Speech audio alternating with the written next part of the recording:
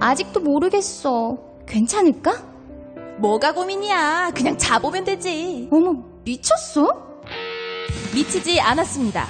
2주간 실사용 후 불만족 시 환불 가능한 쇼앤 침대니까요. 고객 만족을 향한 끝없는 노력, 믿을 수 있는 딴지마켓의 신강자. 침대에 대한 고민은 쇼앤침대에 맡기시고 여러분은 꿀잠만 누리세요. 이젠 고민하지 마세요. 누워본 몸에게 물어보세요. 편안함을 파는 사람들 쇼앤침대, 딴지마켓에 있습니다. 주권자로서의 책임을 다합시다. 옛날에는 왕이 똑똑해야 나라가 편했습니다. 지금은 주권자가 똑똑해야 나라가 편하지 않겠습니까? 추종하는 시민에서 참여하는 시민으로 스스로의 위상을 바꿉시다.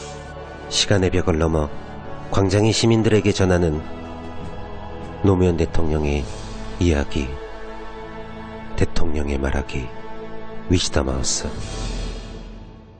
엄마, 나 가게 안 하고 싶은데. 너 가게 해봤니? 너 음식 만들어봤니? 인테리어는? 집기는? 일할 사람은? 운영은? 가게 자리는? 세금은? 너 돈이 있니? 나는 요술램프 몬스터 셰프다. 네가 원하는 모든 것을 들어주마. 맛집의 맛을 똑같이 만들어줄 수 있어요? 맛뿐만 아니라 돈과 청음의 모든 비법을 알려주겠노라. 야하! 이젠 걱정 고민 끝! 네이버 검색창에 몬스터 셰프라고 쳐주세요. 상담 문의 02-458-8838. 몬스터 셰프! 엄마! 가글 했는데 입에서 뭐가 나왔어! 그거 올리덴탈 체크 가글이라 그런겨. 지금 쓰고 있는 가글 사용 후 확인해 보셨나요? 무색소, 무알콜, 무계면 활성제의 올리덴탈 체크 가글은 쉽게 나온 입안의 이물질을 눈으로 확인할 수 있습니다. 딴지마켓에서 판매 중입니다.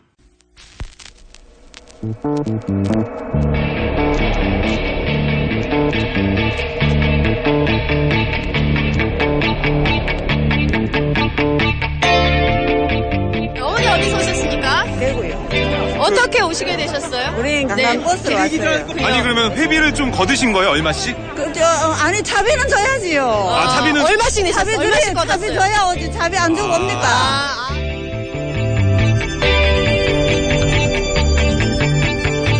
안녕하세요, 김호준입니다. 방금 들으신 내용은 지난 주말 박사모 집회 한 참가자가 했던 말입니다. 돈을 줘야 참석한다는 거죠. 김영한 전 민정수석의 비망록에 따르면 세월호 사고 2달 후 청와대에서 이런 지시가 내려집니다. 보수단체를 활용해 적극적인 맞대응 집회를 열어라.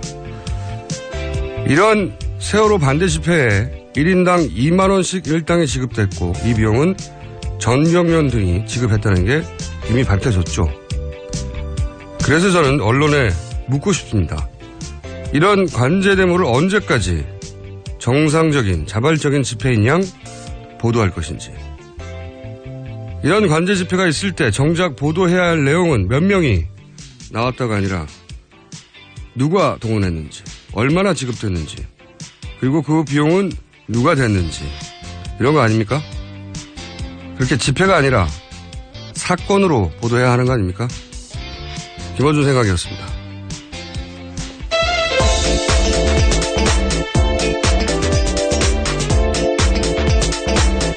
네, 첫 번째 시간 시사인의 김은지 기자입니다. 네, 안녕하세요. 네,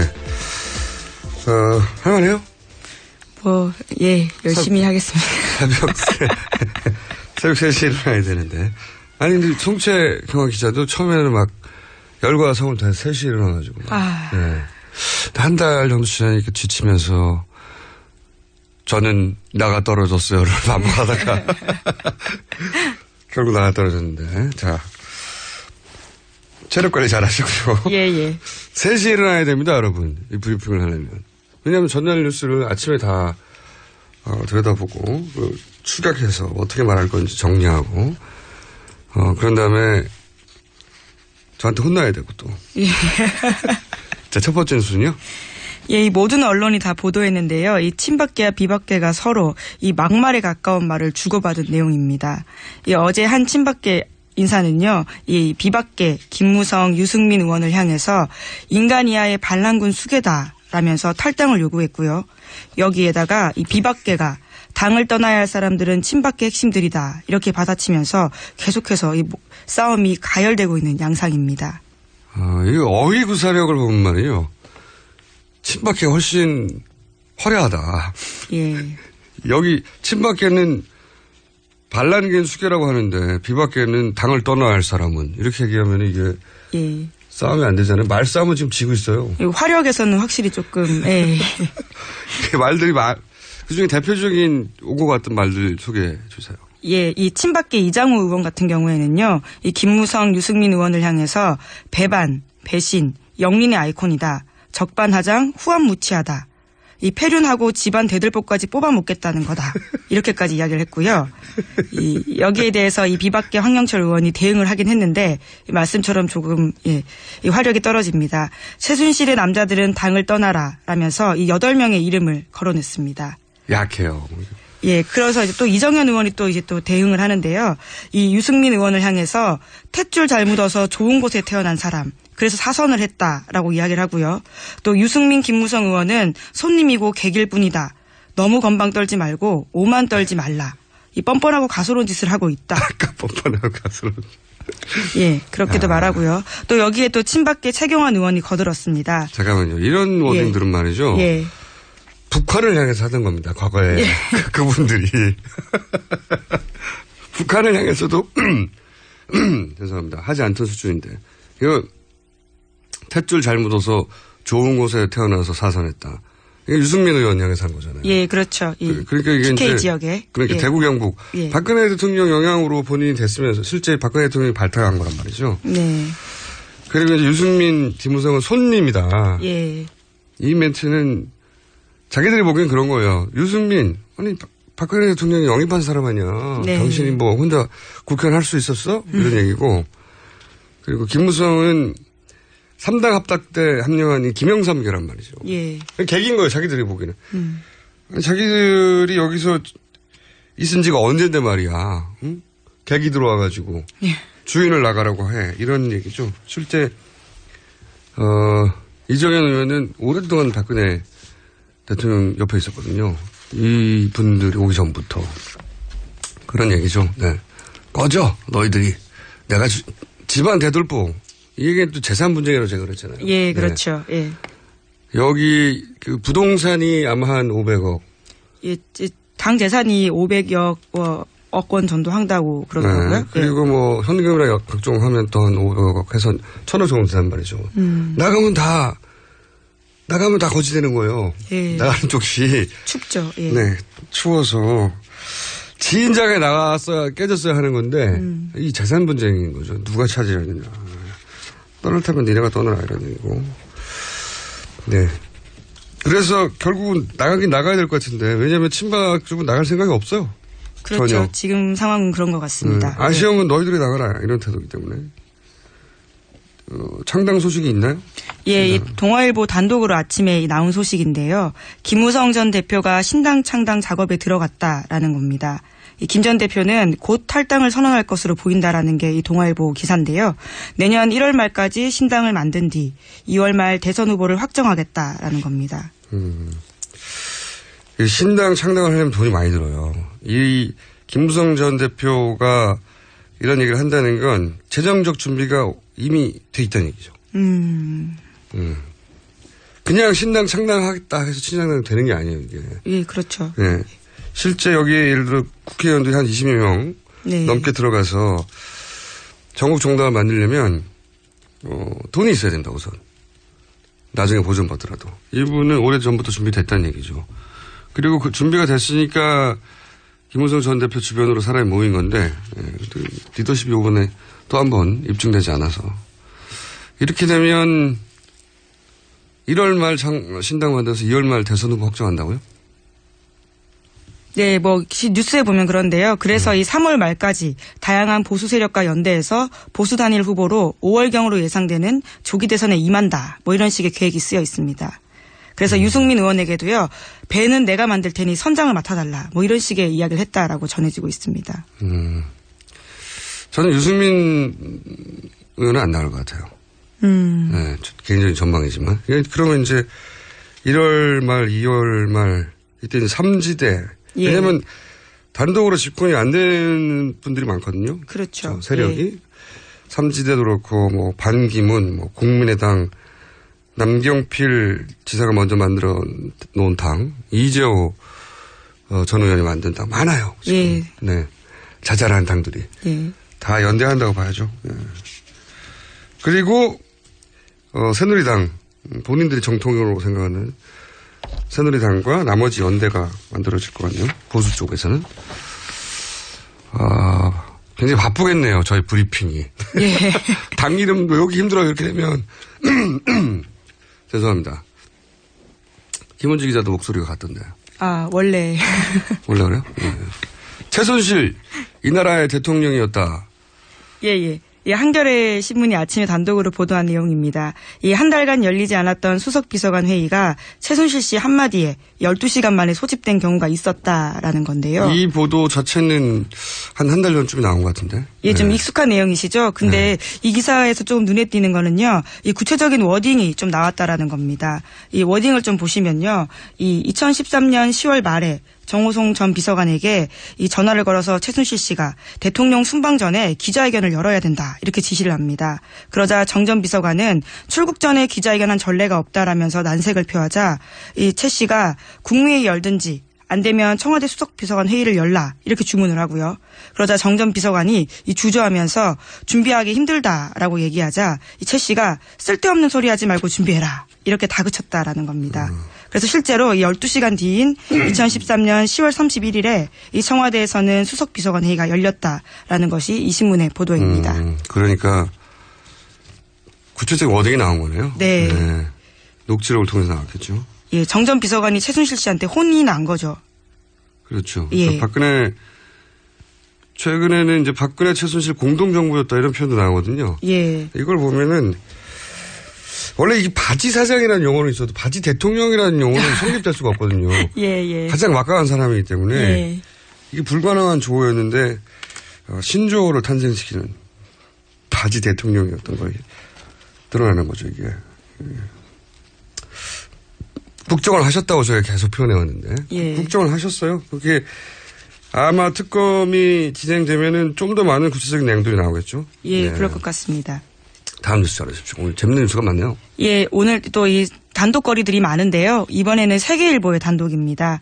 이것은 세계일보 특별취재팀이요. 이 정윤회 문건을 2014년에 폭로했던 거 다들 기억하실 텐데 그때 다 풀어내지 못했던 내용들이 추가로 나온 겁니다. 그때는 폭로까지 못 가다가 예. 문건 초반에 벌써 잡혔으니까요. 그렇죠. 네. 예. 근데 그때 이미 취재되었던 문건에 들어있던 내용이라는 얘기네요, 이게. 예, 그렇습니다. 그때는 정윤회 씨 이야기만 하고 끝나버린 건데요. 그렇죠. 이번에는 이 안봉근 전 청와대 비서관 이야기입니다. 문고리 3인방에 대한 이야기까지. 예. 안 전 비서관의 워딩이 좀 구체적으로 나오는데요. 이 정부 주요 인사는 내가 다 관여했다. 내가 대장에게 한마디만 하면 이 청와대 수석 한둘쯤 날리는 것은 일도 아니다라고 한 건데요. 여기서 대장은 대통령을 의미합니다. 각자 부르는 용철이 다 달랐네요. 네. 조홍천 지금은 의원 의원이 되어 있는 그분은 박근혜 대통령을 사석에는 할매라고 불렀다고 돼 있던데. 예, 그렇죠. 인터뷰에도 그렇게 나오더라고요. 네, 안봉근은 대장이라고 불렀군요. 예, 이 기사에 나오는 문건에 따르면 그렇습니다. 이 게다가 안 전 비서관은요 이런 말까지 하는데요. 땡땡땡이는 내가 배지 달아줬다. 마음만 먹으면 이 국회의원 배지 3-4명쯤 달아주는 것은 문제도 아니다. 뭐 이런 식의 이야기까지 합니다. 안봉근 비서관은 인사 관여된 보도가 많았어요. 그동안. 예, 그렇습니다. 경찰 인사에 관여했다거나 이런 얘기가 많이 있었죠. 특검에서 특별 재수사 대상입니다. 그럼요. 지금 뭐 제대로 수사가 되어 있지 않은 부분이기 때문에요. 어떻게 진행될지가 굉장히 중요한 바로미터 같습니다. 사실은 이 정 비서관 이미 구속된 정호성 비서관이 가장 이런 비위가 없었던 걸로 기본적으로 얘기가 되고 있고 현재 보면. 예, 그렇죠. 실제 이런 문제들이 많았을 거라고 하는 양반들 문고리 3인방 중에 나머지 2명은 아예 빠져나갔죠. 이거 자체도 누군가 이 수사에 애초에 기자 그려놓은 그림이 있었다. 이렇게 볼 수 있는 정황 중에 하나예요. 가장 걸릴 게 없는 사람이 잡혀 들어가고 가장 거론이 많이 됐던 논란이 많이 됐던 사람들은 빠지고. 근데 이제 안봉근 비서관 같은 경우는 인사 관여한 이야기들이 많이 나왔는데 여기 이제 구체적인 워딩들이 나온 거네요. 예, 그렇습니다. 알겠습니다. 특검에서 꼭 특검이 제대로 하는지 안 하는지를 지켜볼 바로미터 김기춘? 예, 또 우병우. 그리고 문고리 나머지 2인방. 예, 안봉근, 이재만입니다. 네. 예. 다음 뉴스는요? 예, 또 SBS 단독 보도인데요. 이 박근혜 대통령이 위증을 지시했다라는 구체적인 내용입니다. 이 미르와 K스포츠 재단 관련된 의혹과 관련해서 이 박 대통령이 이를 은폐하기 위해서 안종범 전 수석을 시켜서 거짓 증언을 하게 만들었다라는 보도인데요. 이 구체적인 물증은 안종범 전 수석의 업무 수첩이라는 겁니다. 여기에 보면 안 전 수석이 대통령의 지시를 듣고 업무 수첩에 정경련 주도했다. 청와대 관여한 게 아니다. 이렇게 써놨다라는 건데요. 이 처음에 이 미르와 K스포츠 재단 관련해서는 이 정경련이 계속했다라고 주장하지 않았습니까? 그렇죠. 이 그것과 기조를 같이 하는 겁니다. 처음에 청와대 해명은 기업들이 자발적으로 한 거다. 그렇죠. 그리고 정경련에서도 정경련 우리가 한 거다. 자발적으로. 예. 이렇게 나왔었고 청와대는 상관없다. 근데 이게 이제 안종범 수석 수첩을 보면 대통령이 이렇게 하라고 했다는 거잖아요. 그렇죠. 네. 수첩에 정경련이 주도했다라고 이야기하고 청와대는 관여 없었다고 하라. 네. 이렇게 요약된 다이어리가 나왔다는 거 아닙니까? 네. 사실은 이거 하나만 해도 탄핵 사유라고 저는 개인적으로 생각해요. 예, 뭐 워터게이트 같은 것들이 대통령이 거짓말을 하고 이런 것들이니까요. 위증을 지시하고. 실제 도청을 했다는 사실보다는 대통령은 그걸 알고도 예. 거짓 해명을 하였고 위증을 지시하였다. 예. 이거 하나로 미국에서는 탄핵된 거예요. 우리는 뭐 생각해보면 전 세계 앞으로 100년간 탄핵 사유를 나눠줄 수가 있어요. 예. 너무 많아가지고 예. 탄핵 사유 부족한 분들에게 나눠줄 수 있을 정도로. 종합 선물 세트처럼. 예. 이거 하나만 가지고도 탄핵되는 겁니다. 예. 사실은. 말이 안 되는 거죠.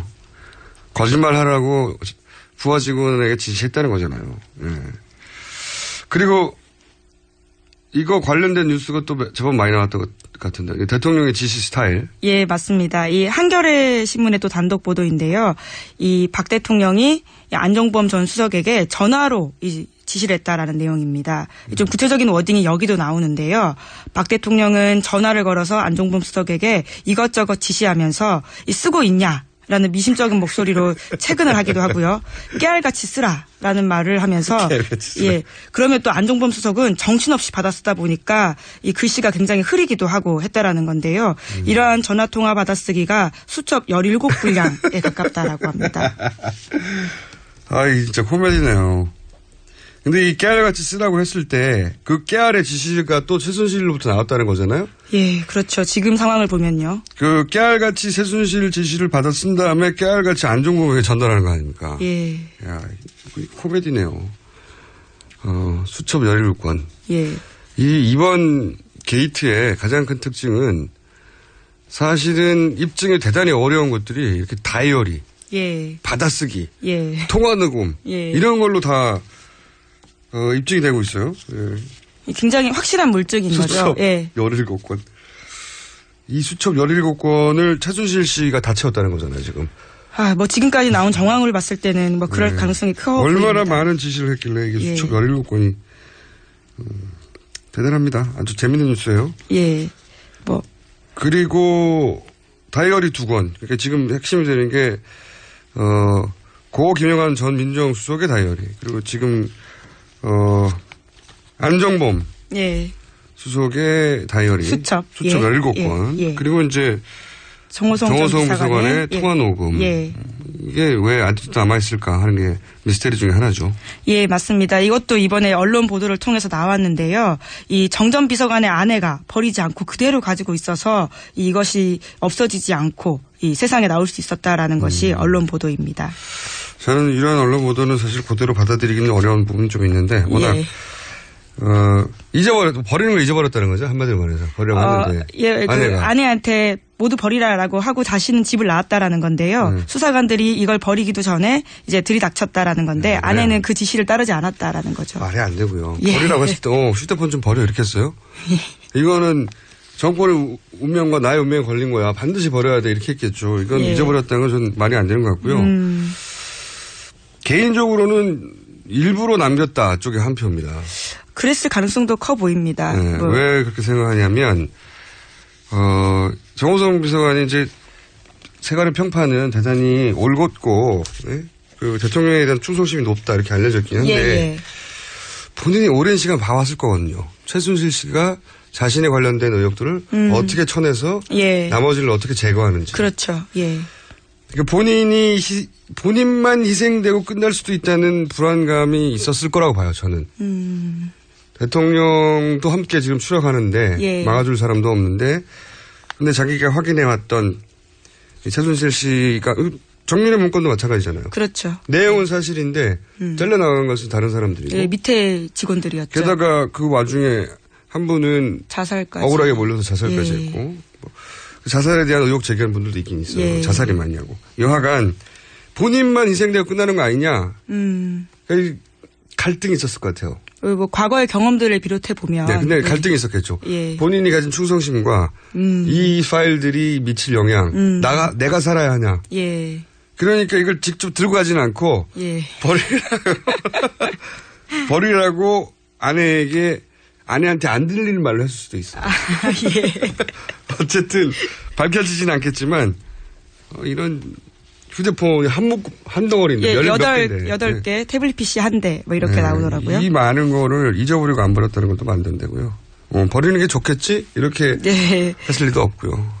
죽느냐 사느냐의 문제인데, 좀 그렇게 생각이 듭니다. 자, 하나, 둘 정도, 예. 뭐가 더 있나요? 예, 뭐 또 이 한겨레 단독 기사로 나온 건데요. 이 김영한 비망록에서 새롭게 발굴된 내용입니다. 이 김기춘 전 대통령 비서실장이요. 원세훈 전 국정원장 1심 판결을 비판하는 글을 쓴 판사를 비위법관으로 규정해서 2개월 정직 처분을 받아냈다라는 내용인데요. 예, 이게 정말 보고예요. 김영한 전 민정수석 다이어리. 여기서 이제 앞으로 뉴스가 끊임없이 나올 겁니다. 예, 뭐 저희도 열심히 이제 취재하고 있습니다. 보고 있고요. 네, 이게 금방금방 안 나온 이유가 뭐냐면 이제 흘렸었는데 요약해가지고. 예, 맞습니다. 그게 뭘 의미하는지 찾아내야 되고 예, 이 지시가 실제 실행됐는지 아닌지도 찾아내야 되는데 그 연결고리를 막 사방팔방에서 맺고 있는데 조금씩 드러나면서 이런 게 나오는 거죠. 예. 네.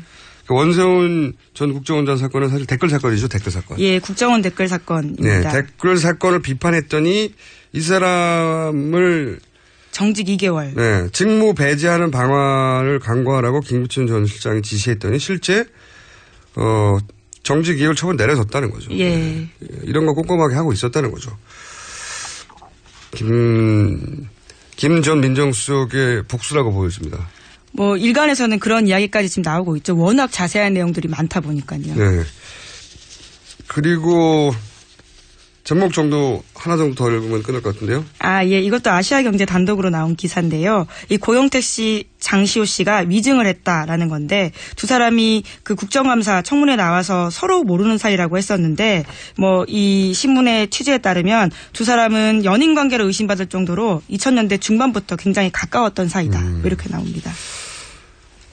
오래전부터 노래방 같이 갔던 사이라는 건 제가 저 개인적인 취재 결과 예. 그 이상의 관계는 모르겠어요. 저는 노래방은 같이 다녔다. 네. 근데 이제 서로 모른다고 했잖아요. 예, 그렇죠. 이거 굉장히 중요한 포인트인데 개개인들이 나는 모른다고 했는데 상대가 안다 그러면은 말이 안 되는 거 아니에요. 예. 사자를 맞췄다는 거거든요. 근데 이거는 각자 변호사가 각자 그 자신들을 조력한 수준에서는 이게 나올 수가 없어요. 예. 이게 나오려면 이들 관련자 전체를 놓고 이 사안에 대해서는 서로 모른다고 하고 이 사안은 각자 대응하고 이런 전체 그림을 사전에 짠 사람이 있어야 나는 모른다고 했는데 분명히 나하고 몇 년 전부터 노래방까지는 제가 말할 수 있어요. 노래방 간 사이인데 저 사람이 모른다고 했는데 나는 모른다고 했는데 저 사람이 안다고 해버리면 어떡해요. 그렇죠. 저 사람도 모른다고 할 걸 미리 알아야 되거든요. 예. 그러니까 이게 법률적 조력을 각자의 변호사한테 받은 게 아니라 그 수준을 넘어서서 이렇게 하기로 전체적인 그 그림을 짠 사람이 있다는 거죠. 이 그림을 짠 사람을 특검이 밝혀내야 진정한 이 게이트의 그림이 나온다. 전체 그림이. 그러자면 저는 고영태 씨를 집중 조사해야 된다고 봅니다. 장시호 씨는 이미 수감됐잖아요. 예, 그렇습니다. 고영태 씨는 잃을 게 많아요. 이렇게 많기 때문에 이렇게 많다는 얘기는 본인이 자유의 몸인데 예. 당신이 이러다가는 수감될 수 있다는 압박을 그러니까 집중 조사할 대상이라고 봅니다. 왜 이런 거짓말을 했냐고. 거짓말을 한 이유가 있겠죠. 태블릿 관련해서도 거짓말했잖아요. 예, 뭐 그것도 JTBC가 반박을 했었는데요. JTBC 기자 만난 적도 없다. 최순실 씨는 태블릿 PC 사용할 줄 모른다. 이렇게 청문회 때 증언했는데 당장 다음 날 JTBC 기자가 이 모든 이야기들을 반박을 했었었죠. 아니 본인이 태블릿 PC를 끼고 살았다고 기자한테도 예. 말을 했었고 태블릿 PC 여러 대 평소에 사용했고 능숙하게 사용했다는 얘기는 증언이 많아요. 예. 특검에서 금방 쉽게 밝혀질 내용이고 장시호 씨도 그런 얘기 했잖아요. 본인의 최순득 씨. 예. 본인의 모친은 엄마, 예. 박근혜 대통령 얘기를 하지 않았다. 그리고 자신의 결혼식 때 한 번 왔고 그 전과 후로 박근혜 대통령을 본 적도 없다. 예. 이건 말이 안 되는 거죠. 말이 안 되는 게 최태원 씨 사망이 94년이에요. 예. 지금까지 여러 매체를 통해서 그 이전에 박근혜 대통령과 최태원 씨 사이의 왕래가 아주 민감했다는 건 보도됐지 않습니까? 94년이면 장시호 씨가 15, 6살이에요. 다 컸어요. 모를 나이가 아니고 그리고 박근혜 대통령이 98년에 재보궐로 정치 입문을 했단 말이죠. 예, 맞습니다. 그때 최순득 씨가 대구구에 와서 뒷바라지를 했다는 증언도 많아요. 그때는 장시호 씨 이미 대학생입니다. 예, 그렇습니다. 모를 수가 없어요. 근데 이건 모른다고 했잖아요. 예. 이 위증들을 이렇게 하도록 누가 짰는지 그 그림을 그린 사람을 특검이 찾아내야 된다. 여기까지 해야 될 것 같습니다. 네. 고생하셨고요. 네. 네. 예, 감사합니다. 본인 이름 말하고 가야죠. 예, 저 시사인 김은지였습니다. 여기까지 하겠습니다. 아무도 묻지도 따지지도 않고 가입하셨다고요? 보험은 너무 어려워요. 걱정 마십시오. 마이보험 체크가 도와드립니다. 1800-7917 마이보험 체크로 지금 전화주세요.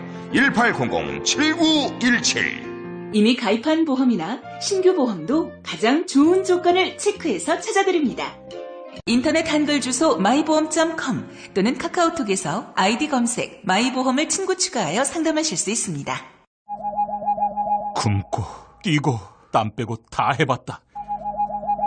그래봐야 소용없었다. 다이어트는 결국 먹는 게 문제다! 동결건조 채소와 곡물, 단백질, 그리고 효소와 비타민, 미네랄로 만든 다이어트 전용 그린 스무디로 하루 한두 끼만 바꿔 드세요. 검색창에서 비타샵을 검색해주세요.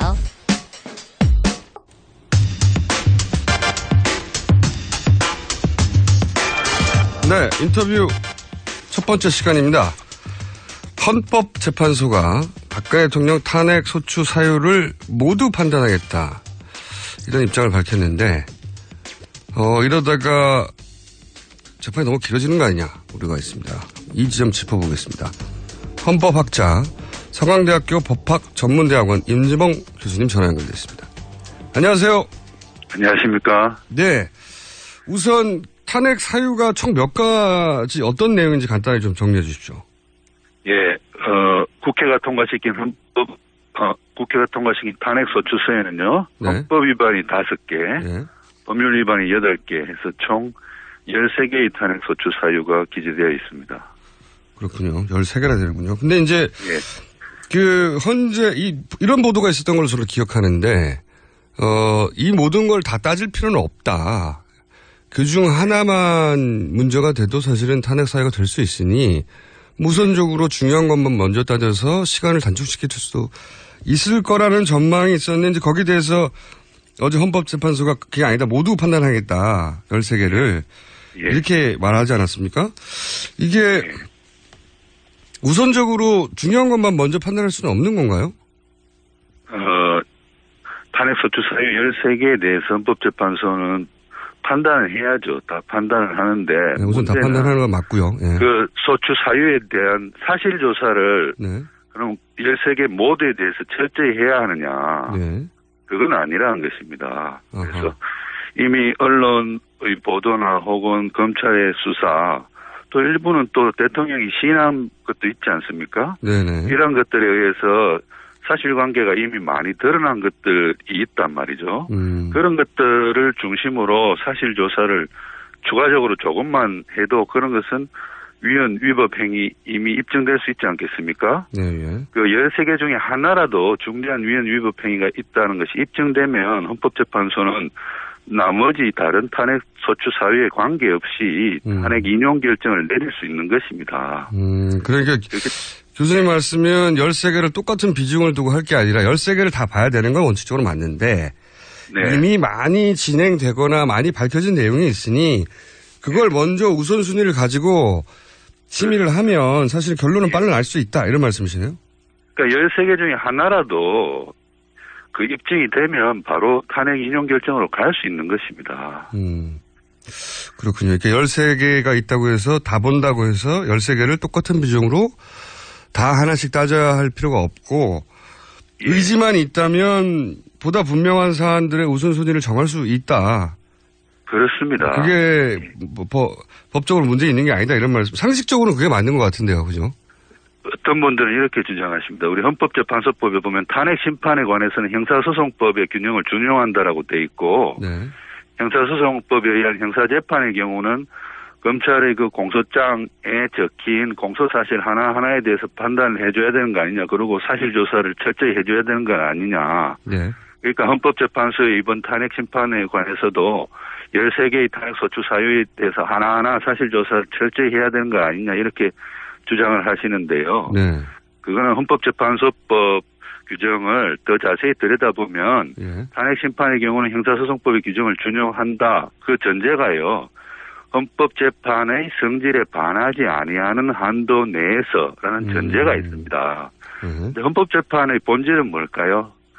헌법재판은요. 형사재판이 만약에 뭐 범죄 행위를 했다 안 했다 같은 사실조사를 주로 하는 재판이라면 헌법재판은 사실조사보다도 어떤 그 사안의 헌법을 어떻게 해석해서 적용할 것인가를 주로 다루어야 하는 규범적 가치 판단이 주가 되어야 하는 재판인 것입니다. 따라서 형사소송법에 의해서 공소사실 하나하나에 대해서 철저한 사실조사를 해야 한다는 그 형사소송법의 법리는 이번에 이 헌법재판에는 적용되지 않는 것이죠. 헌법재판의 본질은 바로 신속한 규범적 가치 판단에 의한 결정이 본질을 이루기 때문입니다. 그러니까 제가 이렇게 잘 이해했는지 봐주십시오. 그러니까 예를 들어서 문서를 건넸다. 국가기밀문서를. 그럴 경우에 이제 사실 판단을 하는 경우에는 몇 번을 보냈냐 하는 게 굉장히 중요한데 네. 10번을 보냈는지 15번을 보냈는지 다 따지지 않습니까? 근데 그렇습니다. 그게 아니라 이번 경우에는 준 것이 이 헌법 정신에 맞냐, 어떻게 규범을 위반했냐, 이게 더 중요하다는 거죠. 맞습니다. 10번을 줬다, 15번을 줬다 따지지 말고, 예. 그렇습니다. 예. 그런데 지금 이제 우려되는 것은 혹시 이렇게 10번 따졌냐, 15번 따졌냐를 다 사실관계를 파악하느라고 이 헌법재판소가 그 판결이 느려지는 거 아니냐, 이런 걱정을 하는 거죠. 그렇죠. 그게 정말 큰 우려를 낳고 있는 것이죠. 그럴 수도 있다고 보십니까? 그런 가능성, 그런 걱정들이 있는데. 그런 걱정들이 있는 건 알고 있는데요. 저는 헌법재판소가 보여주고 있는 여러 가지 모습들, 예를 들어서 탄핵소추서가 헌법재판소에 전달된 바로 그날 저녁에 헌법재판관들이 모여서 회의를 했고요.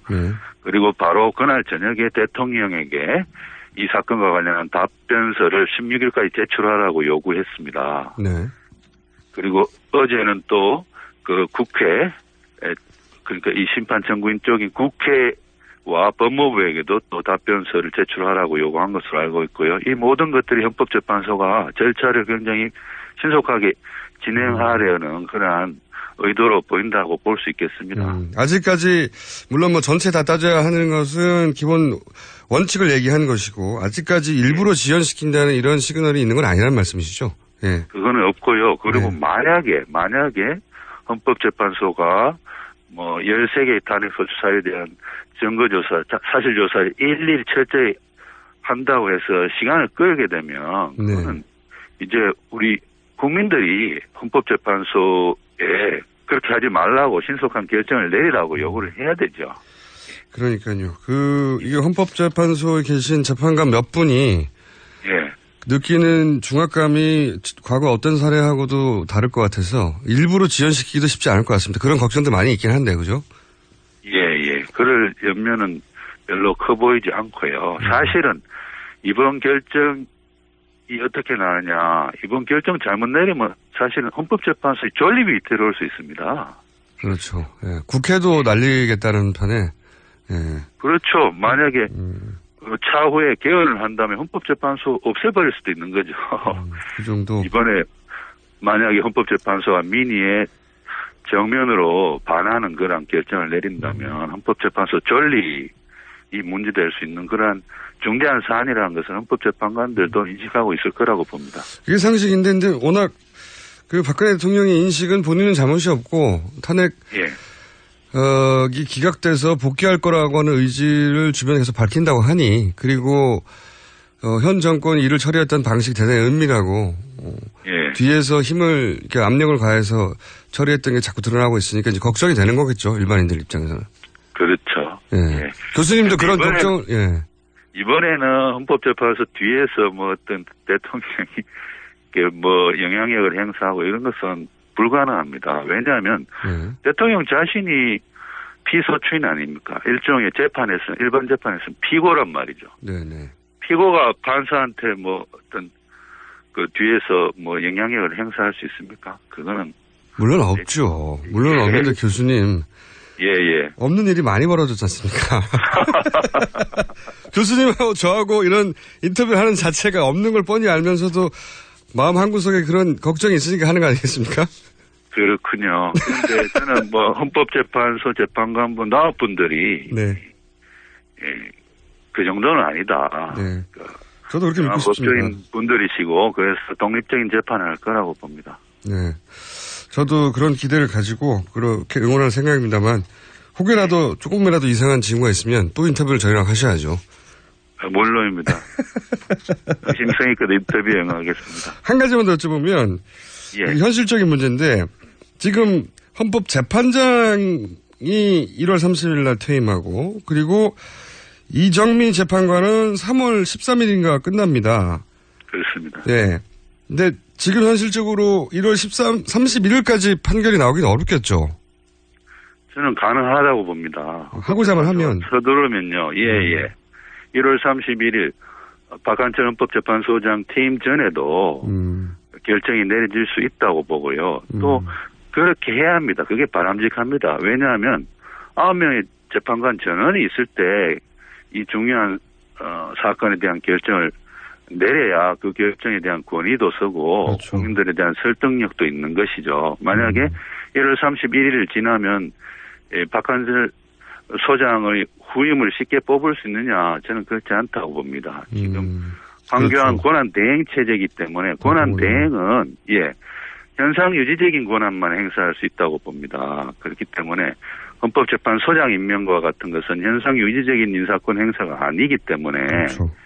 그런 것은 권한 대행이 임명권이 없다라고 볼 여지도 있는 것이고 또 국회에서 헌법재판소장 임명과 관련해서는 동의를 해줘야 되는데 동의를 현실적으로 쉽게 얻을 수 있지 않다는 것도 한 요인으로 작용할 것 같습니다. 그게 이제 가장 올바르고 바람직한 데인데 이게 이제 결국 대선하고 연결되다 보니까 각 정치 세력이 언제 하느냐에 따라서 유불리가 갈리다 보니 최대한 늦게 하는 쪽이 있고 늦게 해야 유리한 쪽이 있고 빨리 해야 유리한 쪽이 있는데 그래서 만약 1월 30일이 아니라면 두 번째는 최소한 3월 13일까지는 돼야 되는 거 아니겠습니까?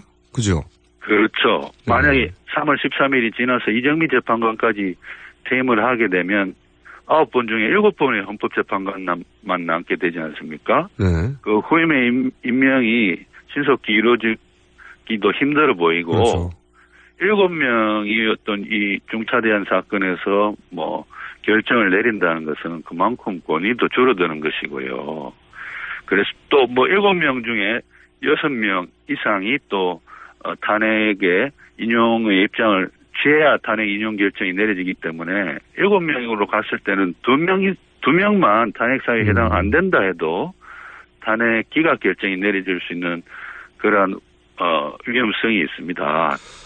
그리고 그때 가서는 뭐 왜 7명이 이런 기각 결정을 내렸느냐 이거 인정할 수 없다 이렇게 국민들이 주장할 수 있기 때문에 그러한 7명이 내리는 결정은 바람직하지 않죠. 가장 바람직한 것은 9명 다 했을 때, 즉 박한철 소장이 퇴임하기 전에 결정을 내리는 것이라고 봅니다. 그러니까 최소한 1월 31일이 가장 바람직하고 최소한 3월 13일 이전에는 나와야 한다. 네. 그렇습니다. 예. 알겠습니다. 교수님 오늘 여기까지 하고요. 저희가 걱정될 때마다 전화드리겠습니다. 예, 그렇게 하십시오. 네, 감사합니다. 감사합니다. 지금까지 서강대학교 법학전문대학원의 임지봉 교수님이었습니다.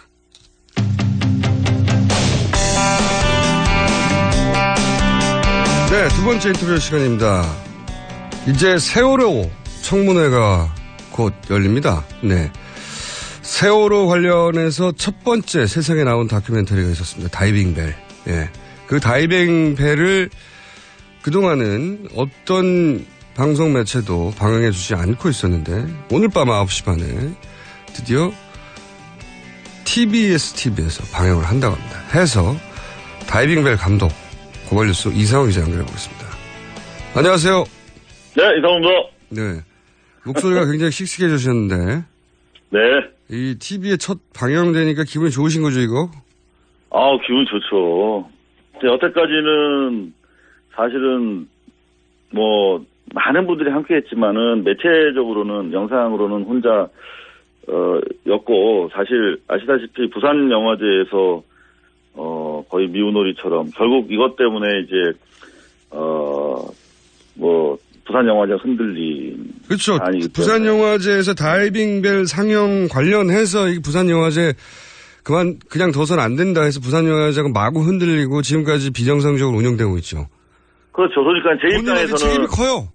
그러니까요. 그러니까 언론에서 할 수 없어서 결국 이제 제도권 언론에서 잘려서 어쩔 수 없이 영화라도 만든 건데 그나마 사랑방에서 틀었는데 그것 때문에 지금 부산 영화제가 흔들리고 하니까 물론 그 표현의 자유를 지키고자 하는 이용관 집행위원장이나 우리 영화인들은 아름답지만 제 입장에서 되게 죄송했죠. 네, 왜냐하면 이용관 전 부산 영화제 집행위원장이 기소가 됐고요. 예산도 삭감됐고요. 영화제는 감사를 받고요. 난리가 났어요, 아주. 그리고 또 다이빙벨 영화 틀어줬던 우리 작은 하지만 소중한 극장들이 많이 있어요. 네. 한 20개 정도. 그분들이 다 또 불이익을 당하시고 했죠. 그러니까 불행을 뿌리고 다녔어요. 최근까지. 이상호 기자 가까이 가면 안 됩니다. 그게 좋습니다. 가까이 가면 본인은 살아남는데 어떻게든 주변이 고생을 합니다. 근데 김어준 앵커도 가까이 계시지 않습니까? 살아남고 계시지 않습니까? 아니, 저희 둘은 어차피 해봐야. 네. 저희 둘에 가까이 오면 안 되죠. 이런 불이익을 당한 사람이 많습니다. 많은데, 이번에 이 관련해서 특검에 고발장을 제출할 거라고요? 어제 하셨어요. 그러니까 참여연대랑, 그 독립영화 제작자들이랑 여러 단체가 연합해가지고, 이 다이빙벨 문제만 거론한 것은 아니고요. 네. 이를테면 그 블랙리스트라든가. 블랙리스트. 네. 예, 그리고 청와대 그 김영환 수석 업무노트에서 드러난 김기춘 일파의 이른바 문화계를 적대시하는 그 행태에 대해서 일괄적으로 다이빙벨을 포함해서 특검에 고발이 들어간 걸로 알고 있습니다. 필요하다면 증인으로 저도 나가서 증언을 할 의사가 있다고 밝혀드렸습니다. 그럼 이 고발 대상이 특정됐나요? 예를 들어 김기춘 전 비서실장 이런 식으로? 일단 김기춘 비서실장이랑 조 문체부 장관 이 두 분이 특정된 걸로 알고 있어요. 조윤선. 네. 그래서 김기춘 전 비서실장이 거꾸로 이상호 기자를 고발하기도 하지 않았습니까? 저는 근데 사실은 사실 최순실과 김기춘 씨의 연결고리를 밝히는 게 대단히 중요한 포인트잖아요. 그래서 그 최순실 씨 주변 탐문을 하다가 최순실 씨 빌딩, 사당동 그 7층 빌딩의 6, 7층을 사용했다. 네. 김기춘 비서실장이 그런 보도를 했었고 끊임없이 민사만 들어온 줄 알았는데 형사가 어제 또 들어왔더라고요. 어제. 지금 주거니 받거니 하고 있군요. 김기춘 전 비서실장과. 먼저 그분이 주셨죠. 예. 네, 그렇군요. 근데 이상호 기자는 고소고발 많이 당해왔으니까요. 스스로 잘 극복하시고요. 사실 이렇게 당사자가 되면 오히려 조치어 취재하기가 이제 상대방으로부터 정보를 더 요구할 수가 있기 때문에 아주 최순실, 김기춘 사이를 밝힐 수 있는 좋은 기회를 주셨다고 생각을 하고 있습니다. 고발당한 것이 형사고발 명예훼손인가요? 네, 명예훼손입니다. 네, 익숙한 범죄네요. 예, 많이 제가 걸려봤죠. 예. 근데 지금 또 이 다이빙벨 말고 다른 영화를 제작 중인데 그 제목이 7시간이어서 대통령 7시간 지난번에 한번 나오셔가지고 7시간 이제 가설 중에 하나가 혹시 성형 관련된 시술이 아니었냐고 하는 의혹을 저희 방송에서 제기하셨지 않습니까? 그렇죠. 예. 그게 이제 영화로 만들어지는 겁니까?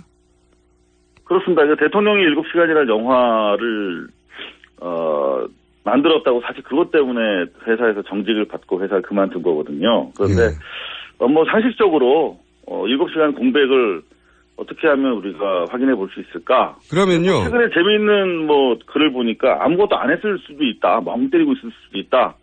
라는 획기적인 주장이 제기돼가지고 좀 움찔하긴 한데 상식적으로 이제 프로포폴이라든가 머리 단장이라든가 그런 것들 제반 뭐 작용하지 않았을까. 그동안 취재를 보면 혹시 지난번 저희가 한 달 반 정도 전에 인터뷰했던 내용에서 추가 취재된 것 중에 오늘 밝힐 수 있는 게 있나요? 아니, 안 그래도 조금 전에 뭐 작가께서 물어보시더라고요. 고영태 씨랑 뭐 장시호 씨 관련해서 위증 혐의 밝힐 수 있는 내용이 있냐고. 네네. 근데 사실 저는 최순실 측근 한 5-6분과 오랫동안 취재를 하면서 그분들 녹취 파일을 많이 가지고 있는데 그래서 다시 한번 쭉 들어봤어요. 그랬더니 고영태 씨 같은 경우는 사실 뭐 아무래도 숨기고 싶었던 이야기들이 많지 않았을까. 근데 적어도 제가 가지고 있는 자료에 보면은 그분이 하신 말씀이 좀 부합이 안 되는 부분이 많이 있다. 이 정도 말씀드릴 수 있을 것 같고요. 장시호 씨 같은 경우도 뭐 이전에 박근혜 씨랑 뭐 안면도 없는 사이다. 뭐 이런 취지로 말하신 것 같아요. 박근혜 대통령을 자기는 2006년까지는 들어본 적도 없고 본 것도 본인 결혼식 한 번뿐이다. 이렇게 얘기했죠. 그렇죠. 대한민국의 일종의 이제 연쇄적 바보 선언이 잇따르고 있는데 김기춘 씨를 비롯해서 바보인 거죠, 바보. 근데 말씀하시는 거 보니까 바보는 아닌 것 같더라고요. 본인이 취재한 바에 아니면 그것도 사실이 아니다. 사실 이게 어렵다는 거죠. 어렵다. 네. 예. 근데 이제 영화에 담아야 되니까 지금 방송에서 이미 다 공개할 수는 없고 영화 그런 얘기네요. 네. 장사 잘 하시고요. 예. 다이빙벨. 네. TBS TV 9시 반에 국내 TV 최초로 방영됩니다. 오늘 말씀 감사합니다. 네, 감사합니다. 수고하세요. 고발뉴스 이상호 기자였습니다.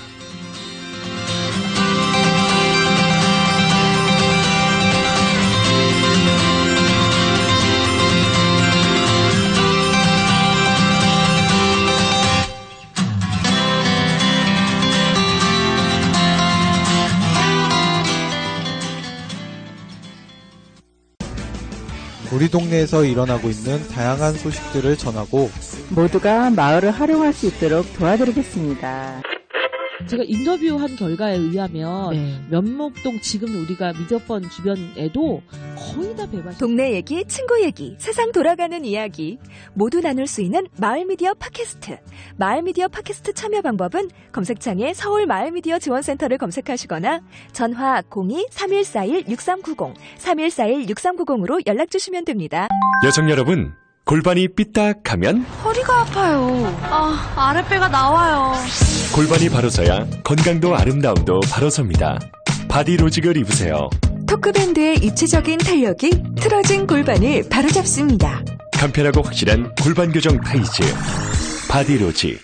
삐딱한 남성 골반에도 역시 바디로직. 바디로직의 효과를 못 느끼셨다면 100% 환불해드립니다. 자세한 환불 조건은 홈페이지를 참조하세요.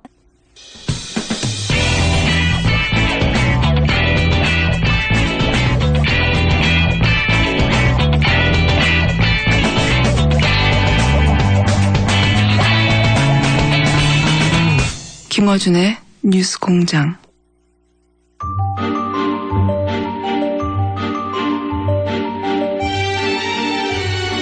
네. 뉴스 공장 3부입니다. 뉴스에 나오지 않는 진짜 뉴스. 하영의 옥토레코드. 하영 기자 나오셨습니다. 안녕하십니까. 네, 안녕하세요. 한겨레 하영 기자입니다. 자, 하영 기자가 지난주에 큰 특종을 하나 했죠. 90분 올림머리에 대해서 큰 특종을 했고 후속 보도가 사실 쏟아졌어요. 계약서도 나왔죠, 계약서. 네. 2시간에서 3시간 정도 걸린다. 네. 그리고 그 머리가 하영 기자는 90분이라고 네. 얘기했는데 청와대에서는 아니다. 20분이면 끝난다고 했더니 이 언론사에 있는 여기자들이 가가지고 올린 머리를 많이 했어요. 네. 거기 가가지고. 대여섯 명 정도 한 걸로. 제가 아는 사람마다 30명 되는데. 네. 왜냐면은 청와대 20분이라고 하니까. 네. 기자들 직접 해봐야 되잖아요. 네. 머리 긴 여기자들이 많이 고생했습니다. 가가지고. 거기 나온 관련 보도를 보면 머리가 좀 숱이 드물면 한 40분 정도 걸리고요. 네. 숱이 많으면 한 70분 정도. 70분 정도. 최소 그 정도로 걸린다. 예. 네. 근데 박 대통령 숱은 좀 많은 것으로 알려져 있습니다. 그래서 정어리는 70분 이상이다라고 하는 것이 전문가의 공통된 그 경험자들의. 예, 경험자입니다. 예. 20분으로 안 된다는 게. 예. 이 청와대에서 해명을 내놓을 때마다 그게 말이 되냐고 반박을 하는데 이제 그게 여기까지 갑니다. 머리 직접 해보기. 기자들이 또 워낙에 관계자들이 말을 안 해주니까 이제 궁여지책으로 그렇게 한번 해보는 거죠. 그러니까요. 보통 신문사 기자들이 네. 이런 사안 나왔을 때 보통 인터뷰하고 끝나는데. 그렇죠. 하도 자료를 안 내놓고 하도 해명이 이상하니까 다들 한두 명이 아니라 7명 정도요? 예, 이게 모두 다 예약으로 진행되는 거여서요. 서로 이렇게 앞서거니 뒤서거니 하고 막 이랬다는 이야기도 있습니다. 네. 그래가지고 그 후기를 올린 기자들도 있고요. 네. 네, 고생했다면서. 의외로 머리가 잘 어울린다 자기한테 이런 저는 글도 봤고. 그렇지만 다 공통적으로 20분 내는 절대 안 된다는 게 얘기였고요. 네. 계약서도 나왔고. 자, 그 가설을 다시 한번. 그래서 이제 사실은 보통 이 방송에서 가설 가지고는 잘 얘기 안 합니다. 맞습니다. 특히 기자들은 더 그렇죠. 예. 근데 이 7시간에 관해서는 지금 필드에 있는 모든 기자들이 자기 나름의 가설을 가지고 뛰고 있어요. 아마 한 500년 뒤에는 노론소론처럼 그러지 않을까 이런 좀 슬픈 현실입니다. 예. 공식적인 해명이 하나도 안 맞으니까. 그리고 자료를 공개하지 않으니까요. 자료를 내놓지 않고 똑같은 얘기를 하는데 좀 이따가 조금만 단서가 밝혀지면 또 말이 바뀌고요. 네. 근데 그 말이 바뀐 거 해명도 안 맞고요. 그럼 머리 하러 가야 되고요. 혹시 이 이후에 추가적으로 나온 관련 뉴스들을 종합해 보면 가장 저는 새로운 뉴스 중에 하나가 단독입니다. 네. 뉴스원에. 최순실 씨가 세월호 참사 당일에 차움에서 있었다. 요 뉴스가 요거 저의 가설이었거든요. 하영 기자는 관내에 있었을 수 있다. 그러니까 최순실 씨가 최소한 박근혜 대통령하고 같이 있었지 않았을까. 거기까지는 기본 전제로. 예, 전제로 하고 박근혜 대통령의 그 경호, 그러니까 대통령 경호를 고려하면 도저히 외유를 할 수 없는 상황이었다. 왜냐하면 차량이 간다면 교통통제가 있어야 되는데 네. 교통통제가 있었다면 많은 사람들이 봤을 것이고 네. 어떻게 그게 가능했겠냐 하는 의구심에서 출발하는 거죠. 뭐 그것도 합리적으로 받아들여지고 있죠. 저는 그래서 헬기설을 주장했었고 그런 교통통제가 필요 없다. 저는 계속 아니라고 얘기하고 있죠. 네. 네, 그리고 기자들 사이에서도 설이 많아요. 뭐 우리가 인터뷰했던 2부에서 이상원 기자는 이제 시술설, 네. 시술설도 있고요. 그다음에 초반에는 뭐 굿설도 있긴 있었습니다. 네. 그건 좀 사라진 상태고요. 낮잠설도 있고요. 최근에는 아무것도 하지 않았을 수도 있다는 설도 있고요. 네. 그리고 지금까지 각광받진 못했지만 줄기세포설도 여전히. 네. 그런데 같이 최순실 씨와 있었을 가능성이 높다라고 하는 것은 이제 최근에 보도된 정황들 때문에도 그렇지만 박근혜 대통령의 당시 그 일정을 보면 수요일이 비어 있어요, 항상. 네, 한 2달 사이에. 네, 2달간. 그랬죠. 휴식이 필요하면 어차피 출근 안 하시니까 계속 휴식하는 상태인데 굳이 수요일에는 공식적인 일정을 왜 하나도 잡지 않았거든요. 거의 2달 동안. 그러니까 주말에 또 쉬거든요. 그러니까 주말에 일하는 게 아니에요. 그러니까 주말 빠고입니다. 예, 빼고입니다. 주말 이틀 빼고 또 수요일은 항상 비워둔 거예요. 예. 2달간. 네. 그래서 제가 초기부터 수요일이 비었는지 봐야 된다고 했는데 이제 밝혀졌어요. 예. 네. 근데 수요일 날 뭔가를 같이 했을 가능성이 대단히 높다고 봐야 되는 거죠. 그렇죠. 그것도 하루에 끝나는 게 아니라 한 2달간은 비워둘 정도로 뭔가 정기적으로 수요일 날 뭔가 하지 않았을까 이렇게 추론하는 게 개연성이 높은. 그리고 한 가지 상황인데. 참고로 말씀드리면 그 성형을 전무로 하는 의사죠. 김영재 의사 같은 경우에도 수요일 날 휴진을 항상 해왔어서 네. 논리적으로만 보면 연결되는 고리들이 있는 거죠. 예. 근데 저는 이제 지속적으로 이 차움에 갔을 가능성도 고려해 봐야 된다고 계속 주장했던 사람으로서 다시 그 가설을 이 기자들도 파가 많아요. 예, 한 30여 개의 파가 지금 활동 중입니다. 근데 이게 정보를 안 주니까요. 그렇죠. 자기 가설이 맞을 수 있는 증거들을 막 모으고 있는 중인 거죠. 맞습니다. 네, 그 중에서 저는 이 헬기설을 한 발짝 더 나가보겠습니다. 그래서 어제 좀 깜짝 놀랄, 오늘이 좀 깜짝 놀랄 기사가 등장했죠. 네, 처음에서 당일날 운동하고 있었다는 거 아닙니까? 네. 게다가 이 증언을 한 근무자가 처음에 전 직원인데 이분이 어떤 답변을 했냐면 그럼 박근혜 대통령 그때 왔었냐? 네. 그 러닝머신을 뛰는 층. 그렇죠. N은 없었고. 네. 아마도 이건 추정입니다 이분의. 아마도 차 바이오 줄기 쪽에 있지 않았겠냐. 층이 다르거든요. 정확하게는 뭐 층이 다른 것까지도 모르겠습니다. 왜냐하면 다른 별실을 사용했을 수도 있으니까요. 그렇죠. 확실한 건 장소는 달랐겠죠. 네. 만약에 있었다고 한다면. 근데 이분이 이제 이렇게 기억하는 것은 최순실 씨가 왔다면 박근혜 대통령은 다른 방에 있었겠죠라고 하는 그런 식의 이제 이야기인데 본인은 그 방에 근무한 건 아닌 거죠. 그러니까 추정입니다, 이거는. 그렇죠. 대신에 최순실 씨가 트레드밀, 이제 우리는 러닝머신이라고 부르는데 그걸 탈 때 뒤에 서 있었던 거죠. 그래서 이분이, 확실히 기억한다. 네. 네, 이분이 서 있었던 것이고 그리고 TV에 트레드밀 앞에 러닝머신 앞에 요즘은 TV들이 있잖아요. 그렇죠. TV에 세월호 사건 그 화면이 나오고 있었기 때문에 그리고 본인은 바로 뒤에 있었기 때문에 기억한다. 네. 게다가 이 기억한다는 카톡을 사실은 최근에 한 게 아니고 2년 전에 이미 한 거예요. 그죠? 뭐 정확하게 날짜가 나오진 않습니다. 그런데 이게 좀 카톡을 주고받은 내용이 생생하죠. 네. 네. 저희는 뒤에 서 있었고요. 뭐 이런 식으로 나옵니다. 자, 그러면 저의 가설을 다시 한번 연결해 볼까요? 저희가 이제 헬기설을 계속 주장했는데 헬기 제보가 꽤 여러 건 왔어요. 네.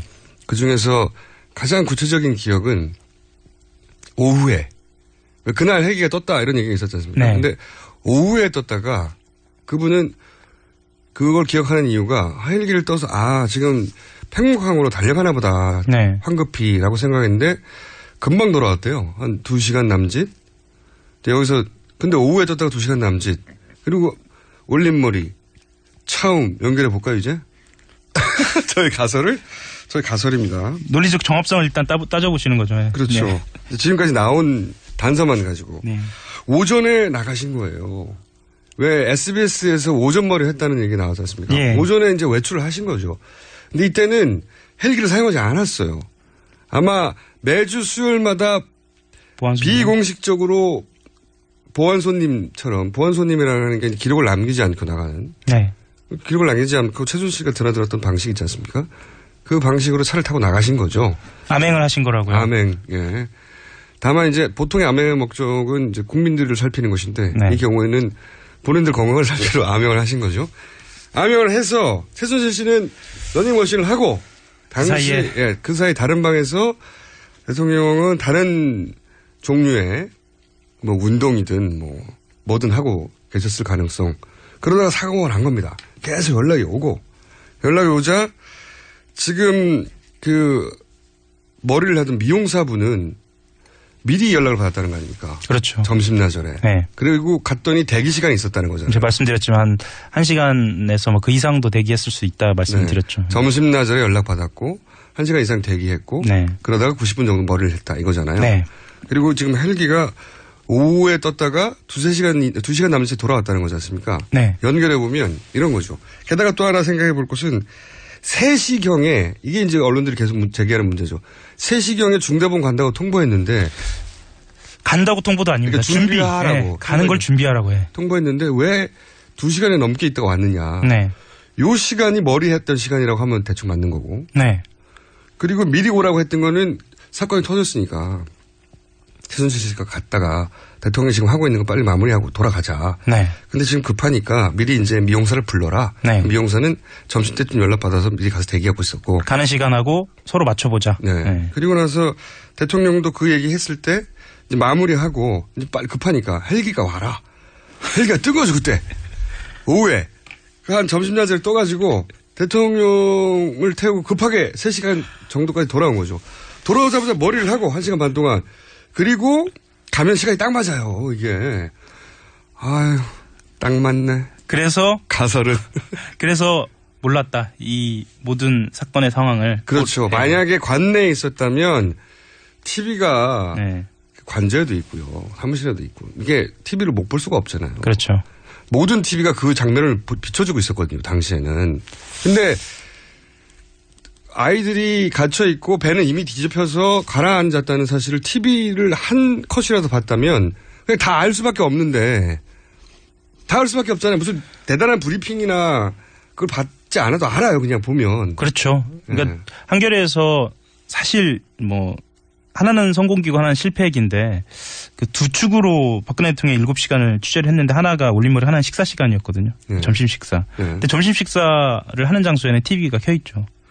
점심 식사 관련해서 이제 최근에 조리장이 예. 인터뷰를 하면서 점심 식사는 밥이 들어갔고 비어서 나왔으니 있었다 인터뷰를 네. 했거든요. 그러면서 이제 관련 다른 인터뷰도 했지만 관련 다른 인터뷰들은 이미 밝혀진 내용은 보완하는 수준이고 그렇죠. 새로 밝혀진 건 하나밖에 없어요. 점심 식사를 자기가 직접 보지 못했지만 공깃밥이 비었으니 했던 것으로 자기는 기억한다. 예. 이게 유일한 보도거든요. 예. 저는 요 대목이 오히려 거꾸로 의구심이 가는 대목이었어요. 세월호 청문회 7시간 따지기 되는 직전에 네. 갑자기 조리장께서 아니 있었다고요 라는 증언을 한 것과 마찬가지거든요. 네. 그게 저는 오히려 이 타이밍에 굉장히 부담스러울 텐데 이렇게 얼굴까지 내밀면서 여성지에 등장하셔서 구체적인 인터뷰도 하고 그래서 이제 청와대에서 계속 계셨다고 청와대에서는 주장해왔고 네. 그것을 보강하는 증인이 하나 더 나타난 거잖아요. 그렇죠. 근데 저희들은 그럼에도 불구하고 이게 헬기 소리에 대한 제보 말고는 도저히 의전과 관련돼서는 있을 수 없는 일이 벌어졌기 때문에 이게 그 부분에서는 예. 여전히 헬기설은 저 혼자 주장하고 있습니다. 단독 어거지고요. 단독인데 기자들이 그렇게 아니라고 얘기하는데도 계속 주장하고 계십니다. 예. 단독 어거지고요. 그렇지 않으면 설명되지 않는 포인트가 너무 많으니까. 예. 이동 시간도 긴급히 와야 돼요. 그러니까 3시부터 비는 시간은 이 한겨레 단독이 밝혀낸 거예요. 90분 머리. 예. 그런데 왜 진작에 와서 계속 대기했느냐. 딴 곳에 있었다는 얘기거든요. 그 현장에 있었다면 즉시 머리를 했겠죠. 박근혜 대통령. 이 미용사가 도착하자마자 머리부터 했겠죠. 밖에 나가려면은. 근데 대기했대잖아. 없었다는 얘기죠. 머리를 할 수 있을 만큼 몸을 가누기 힘든 상황이었거나 뭐 그랬을 수도 있긴. 그게 이제 청와대 내에 있으면서 짐작입니다. 예. 뭐 여러 가지 예를 들어서 각종 주사를 맞다가 좀 피곤해서 주무셨다든지 예. 뭐 이런 가설이잖아요. 네. 저는 그 가설은 말이 안 된다고 생각하고요. 헬기설. 예, 단독 어거지. 마침 오전에는 나갔다가 오후에는 긴박하여 헬기 타고 돌아왔다. 이런 설이 저의 가설이고요. 한 가지만 간단하게 말씀을 드리면요. 저도 이 최순실 씨가 처음에 있었다는 기사를 꼼꼼하게 보니까 제보자가 굉장히 조심스럽습니다. 그래요. 맞아요. 예. 박근혜 대통령이 안 왔었느냐라고 묻자 기억이 잘 나지 않는다라고 대답했거든요. 네. 그러니까 NCND 그러니까 확언도 부언도 안 하는 것하고 굉장히 비슷하고요. 그 즈음에 길라임이라는 이름을 본 적은 있다. 이 정도면 이제 당시 한 달여간 예. 2달 가까이 수요일만 비었던 것과 연결될 수 있는 거죠. 그 즈음에 수요일 비는 일정은 대부분 이 처음에 와서 관련 뭐 운동이든 뭐 어떤 피로 회복이든 뭐 마사지든 뭐 시술이든 주사든 여기서 관련됐을 가능성이 높다. 그리고 마지막 말도 굉장히 인상적입니다. 길라임은 아마 차바이오 줄기 쪽에 있지 않았겠냐라는 거는 굉장히 습관적으로 그쪽에도 있었다라는 어떤 그런 멘트를 본인이 보이거든요. 알기로는 내가 그쪽 담당은 아니지만 그쪽에 있었다고 평소에 알고 있었다. 이런 정보가 있는 거죠. 아마 특검에서 조사를 반드시 할 것으로. 그리고 그 수요일 날 성형외과 김 원장 수요일 날 항상 비었다는 이분도 일로 갔을 수도 있죠. 처음으로. 왜냐하면 그 병원은 시설이 처음과는 비교할 수가 없는 곳이거든요. 그렇죠. 시설 자체는 작은 병원이에요. 예. 작은 병원인데 이분이 글로 갔을 수도 있죠. 출장을. 뭐 그랬을 수도 있죠. 그리고 참고로 하나 말씀드리면 차움 그리고 머리하는 그 미용실 다 최순실 씨의 집하고 멀지 않은 거리에 다 위치하고 있습니다. 멀지 않은 정도가 앞집 뒷집 수준이 맞습니다. 맨 처음에 한겨레가 특종한 것도 그 재단에 그렇죠. K스포츠 재단. K스포츠 재단 설마 하고 찾아봤더니 집 앞이어서 찾아낸 거 아닙니까? 마사지 센터가 진짜 집 앞이더라고요. 스포츠 센터의 이사장이었나요? 네, 마사지 센터였습니다. 그러니까 스포츠 센터 이사장과 최순실 씨와의 관련성을 찾을 수가 없으니까. 그런데 그 스포츠 센터 원장이라고 하니 혹시 집 앞인가 했더니 진짜 집 앞이어가지고. 단골이었습니다. 이분은 최순실 씨는 말이죠. 집 앞에서 다 해결했어요. 대부분 근처에서 자기가 친한 사람들하고 그렇기 때문에 너무 어렵게 생각하면 안 된다는 거죠. 그날도 거기 가서 집 앞에서 최근 그 즈음에 2달간 했던 뭔가를 주기적으로 반복 수요일날 하고 있었던 와중에 하필 그날 수요일날 사고가 났던 거예요. 그래서 다급하게 돌아와야 했었는데 뭔가 하고 있던 걸 끝내고 돌아가자 이게 된 것이고 이 상태로 카메라 앞에 쓸 수는 없다. 그래서 다급하니까 일단 헬기를 불러서 왔고, 3시에 미리 말을 해둔 거고, 가긴 간다고. 그런데 5분 거리를 2시간 있다 갔잖아요. 거기는 본인이 밝혀냈잖아요. 90분 동안 머리를 한 것이고. 그렇죠. 헬기설 강력히 주장합니다. 하지만, 물증으로 과연 입증될 수 있을까? 이거는 굉장히 어렵다고 봅니다. 왜냐하면, 1호기잖아요, 1호기. 공중에 뜨면은 다 통보된다면서, 여기저기에. 분명한 건 모든 가설에 대해서 기자들도 자료로 입증해 보려고 여러 가지 그 취재를 하고 있습니다. 헬기가 떴다면 남아있을 기록들은 뭐 다 없어졌을 거라고 봅니다. 개인적으로. 그래서 제보도 좀 필요합니다. 실제로 제보가 오고 있고요. 이게 기록은 디지털 정보이기 때문에요. 디지털 정보의 취약점은 그거 이제 저장 메커니즘이나 혹은 뭐 어떤 방식으로 기록되는지만 알면 딜리트가 할 수 있다는 게 문제란 말이죠. 설마 그렇게까지 했겠느냐라고 저희들은 생각은 하는데. 그런데 세월호 관련 항적들 AIS 발표한 것들이 나중에 보면 다 틀리단 말이죠. 오차는 있죠 분명히. 그것도 하는데 이게 뭐 어렵겠습니까? 당일 하루에 잔출한 기록인데 다만 이걸 없앨 수가 없을 것 같아요. 그걸 레이더에서 봤던 사람이 있을 수 있잖아요. 그렇죠. 그걸 기록한 기록은 사라져도 저도 이제 궁금해서 알아보다 보니까 기록이 두 군데 되는 게 아니더라고요. 그렇죠. 육군, 공군, 해군, 합참, 국방부 뭐 이렇게 해서 그 병사들은 있을 겁니다. 그걸 본 병사들은 있을 수 있어요. 기록은 사라져도. 어디 계십니까? 한겨레나 TBS나 뭐 JTBC나 어디든 좋아요. 좋습니다. 어디든 좋습니다. 어디든 좋으니 조용히 나 보긴 봤어 정도만. 아니 못 봤어 하는 분들도 있을 수 있죠. 당연히. 그럼 이 가설은 기각되는 건데 혹시 봤던 분이 있다면 봤다고 좀 얘기 좀 해주세요. 쓱 와서 혹시 이 한겨레가 밀고 있는 가설이 좀 더 한 발자국 더 나간 지금 취재가 된 게 있긴 있습니까? 혹시 보도를 아직 못해도? 저희들은 이제 그 무게를 싣고 있는 점은 차움하고의 관련성은 확실히 무게는 싣고 있습니다. 관련성은? 더 자세히 말씀드리기 조금 어렵고요. 근데 그것 또한 자료가 굉장히 많이 남아있지 않아서. 다 삭제했다잖아요. 그러니까요. 전 직원 혹은 현 직원들이 여러 언론을 통해서 단발적으로 나왔던 직원들은. 진술만 있어서 좀 어려움이 있습니다. 다 삭제했다는 거죠. 입증하기가 어려운 거죠. 그럼 차움 관련성에 대해서 얘기하고 있으면 그러면 가긴 갔다고. 헬기는 빼고요. 헬기설을 부인한다. 헬기는 빼고요. 헬기설을 내가 주장했기 때문에. 제가 아니라고 계속 말씀드리잖아요. 차로 해요, 그러면 그쪽은. 차량설, 헬기설. 자, 오늘은 여기까지 하고요. 이게 조각들은 많이 나왔어요. 수요일 날 빈 거는 공식적인 기록입니다. 자, 원래는 저희가 이제 황교안 그 대행에 관한 뉴스를 좀 다뤄보려고 했어요. 왜냐하면 이제는 총리를 넘어선 존재가 됐거든요. 맞습니다. 예. 그리고 이분이 최소한 3개월에서 6개월 가까이 이 대행을 할 거기 때문에 그러면 황교안 총리는 어떤 분인지 따져볼 필요가 있거든요. 예. 다음 주에 하죠.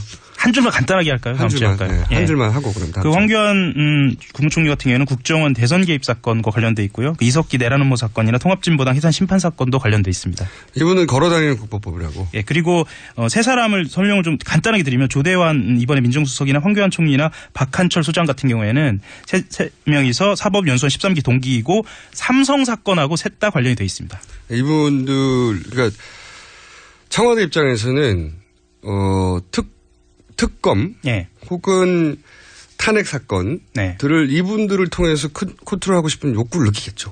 맞습니다. 아무래도 동기니까. 네, 동기라고 다치는 건 아니에요. 맞습니다. 하지만 동기 아닌 것보다 낫잖아요. 특히 황교안 국무총리는 장관 시절에 탄핵 심판 사건을 이미 박 소장이랑 합을 맞춘 적도 있습니다. 그래서 저도 궁금해서 이 황교안 총리에 대해서 좀 알아봤는데 이분이 검찰에 있을 때는 눈에 띄는 분은 아니었다고 하더라고요. 예, 전혀. 공안 검사로는 어쨌거나 좀 일이 있었죠. 자기 일을 성실했을 뿐 검찰 내에서 대단히 유능하다 이런 평가를 받은 적은 없다고. 네. 거기까지는 제가 알아봤는데 저희가 황교안 대리라고 하죠. 예. 네. 대행에 대해서는 다음 주에 집중적으로 파헤쳐서 이분을 이해해야 앞으로 국정의 방향도 이해할 수 있으니까. 맞습니다. 예. 철저히 굉장히 중요한 위치가 있기 때문에 파헤치는 것으로. 정말 재밌는 분은 조대한이 조대한 정부수석은 동기 어때요? 예. 네. 방향을 알 수 없죠. 네. 어디로 갈지. 이분이 과거에 남겼던 SNS만으로 하자면 이분은 대통령 탄핵에 앞장서야 되는 분입니다. 그렇죠. 근데 정무수석에 가 있다는 거. 특검으로 가야죠, 이분. 대통령을 거의 구속하라는 정도의 주장을 했어요. 예. 김기춘 비서실장에 대해서도 뭐라고 그랬었죠? 우병우 전 민정수석에 대해서는 사입이라고 했고. 그렇죠.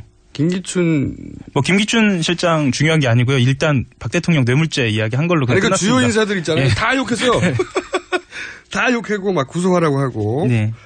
라고 읽힐 정도의 SNS를 많이 남겼죠. 그래서 이 공직자들은 SNS를 하면 안 되는 겁니다. 본인이 어디로 갈지도 모르는데. 여기까지만 할까요? 네. 자, 다음 주에 집중적으로 이 세 분을 파헤치는 것으로 하영 기자가 현장 취재해서 특히 검사들 시들 좀 해주세요. 네, 알겠습니다. 검사들의 논평이 제일 정확하고는 이런 때. 네. 예. 그 사람 급이 아니야 이런 거 있잖아요. 네. 예. 아니면 여기까지만 할까요? 하영 기자였습니다. 안녕히 돌아가세요. 네, 한겨레 하영 기자였습니다.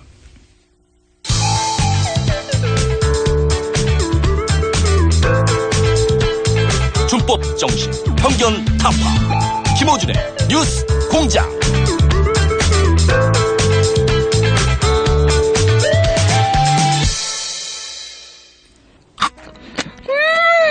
맛있어. 너무 맛있어. 와, 아삭거리는 소리 들려? 와, 진짜 맛있다. 이 김치 어디에서 샀어? 김치 어디서 샀냐면 화 뭐? 무슨 김치라고? 그러니까 어디 김치냐면 바로 뜸들이지 말고 빨리. 도대체 어디 김치야? 화통김치. 화통김치라고. 국내산 재료로 100% 자체 생산하는 화끈하게 통하는 화통김치. 얼른 검색해서 사 먹어. 알고 싶었다. 주목받는 자리에서도 고요해질 수 있는 방법을. 속도를 높이는 이유와 천천히 달려야만 볼 수 있는 것들에 대해. 누구를 웃게 해야 하는지, 무엇과 손잡아야 하는지. 지금 당신은 되고 싶었던 당신인가? 나는 그렇다. 당신의 가장 찬란한 순간. 임팔라. Chevrolet. Find new roads.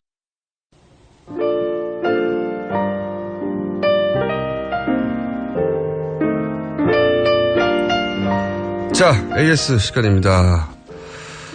중전맘이라는 분이 공장장은 헬기 성애자라고. 푸하하. 3794 셜록 김호준. 바꿔주세요. 털록으로. 네. 늘 가설 이상의 것을 증명해준다. 이거 제 자랑인데 제가 가설을 세워가지고 그 가설이 거의 유사하게 맞지 않은 적이 별로 없습니다. 지난 세월 동안. 자, 그렇게 주장 다시 한번 하고 7724 우병우 잡으면 선물 준다고 해주세요. 이거 선물 내건 분 많죠 지금 이미. 예. 정봉주 전 의원, 안민석 의원, 김성태 의원. 그래도 누가 있죠? 네, 돈이 점점 불어나고 있어요. 네. 자, 한 가지 공지사항은요. 다이빙벨 문의가 많이 와서 다시 말씀드리면 세월호 다큐 다이빙벨 9시 반에 TBS에서 하는데 케이블 TV, IPTV, 유튜브, 에브리온 TV에서 볼 수 있고 자세한 내용은 TBS 홈페이지에 들어가시면 지역마다 사업자가 다르니까 확인할 수 있습니다. 여기까지 하겠습니다.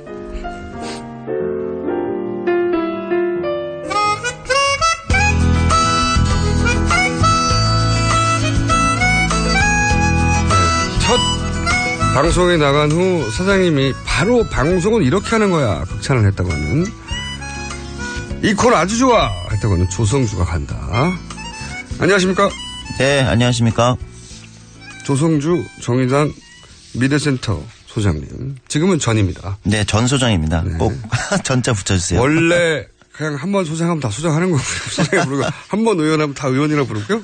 한 번 사장은 다 사장이라고 부릅니다. 네. 자.